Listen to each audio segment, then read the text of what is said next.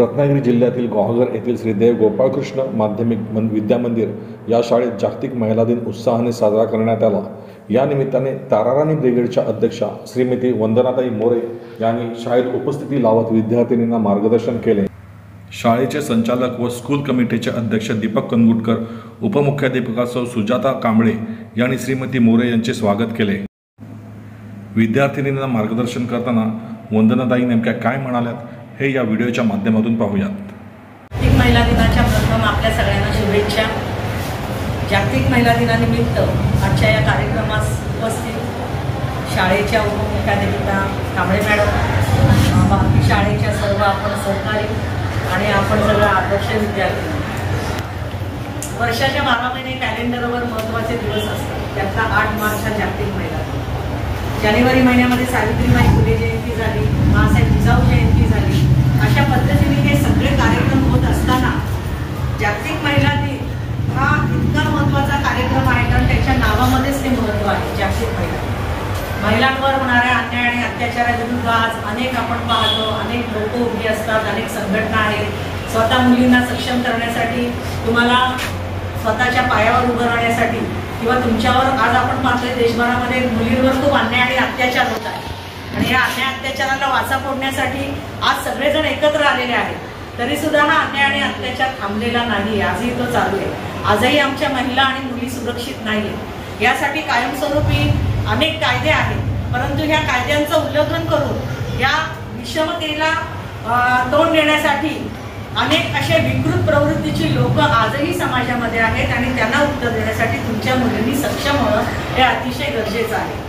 आज तुम्ही 9वीच्या विद्यार्थिनी आहात। 9वी ही तुमची पहिली पायरी अशी आहे की तुम्हाला पुढल्या वर्षी 10वीला आहात, 12वीला आहात आणि नंतर तुम्हाला तुमचा जे काही भविष्यामध्ये मार्गक्रमण करायचं आहे, हा असं तुमचा महत्त्वाचा वर्ष आहे।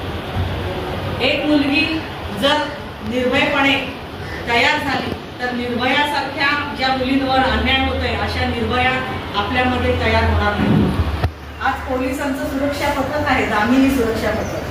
मुलींना त्याची माहिती असणं गरजेचं आहे आणि तसे कार्यक्रम शाळेत राबवणं गरजेचं आहे की दामिनी पथकाचा वापर कसा करायचा मुलींनी, कारण आज आपण ग्रामीण भागातून अनेक मुली शाळेमध्ये येत असतो आणि तुम्हाला सुरक्षित राहण्यासाठी ग्रामीण भागातून कधी गाड्या, कधी शाळेचे क्लासेस असतात, एक्स्ट्रा क्लासेस। अशा वेळेला घरी जाताना तुम्ही असुरक्षित असता, तर या सगळ्या गोष्टींसाठी प्रथम तुम्ही सक्षम आणि भयभीत न होता जर तुम्ही ठामपणे उभा राहिलात, तुमच्या विरुद्ध जे काही अत्याचार होते त्याला तुम्ही उत्तर दिलं, तर निश्चितपणे असे समाजामध्ये जे अन्याय होते मुलींवर ते होणार। महिला दिनाचं महत्त्व म्हणजेच महिलांच्या सर्वांगीण सन्मान, महिलांचा गौरव आणि महिलांची असणारी जी नारी शक्ती आहे तिचा सन्मान नार्थ हा 8 मार्चच्या जागतिक महिला दिन साजरा केला जातो। आज आपण शालेय विद्यार्थिनी आहात, त्यामुळे उद्या भविष्यामध्ये तुम्ही नागरिक आहात। या देशाच्या, या उज्ज्वल देशाचं नागरिकत्व घडत असताना आपल्या ह्या देशाला जसं महासाहेब जिजाऊंनी छत्रपती शिवाजी महाराज,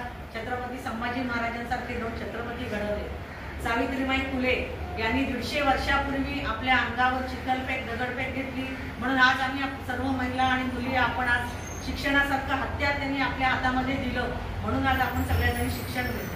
तर अशा पद्धतीने त्या लोकांचा विसर आपल्याला पडता कामा नये। आपण त्यांच्या वारसांच्या वारसदार आहोत, त्यांच्या विचारांच्या वारसदार आहोत। अशा पद्धतीने त्यांच्या विचारांची वारसदार पुढे चालण्यासाठी शाळेच्या अभ्यासामध्येच तर आपण आपल्या आईवडिलांची स्वप्न पूर्ण करता करता समाजाची स्वप्न, या जिल्ह्याची स्वप्न आणि या देशाची स्वप्न साकार करण्यासाठी सतत प्रयत्नशील राहा।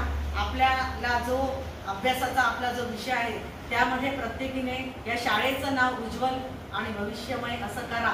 असंच आज आपल्या मी तुम्हाला सर्व विद्यार्थ्यांना जागतिक महिला दिनी शुभेच्छा देते। धन्यवाद। जय जिजाऊ, जय श्री।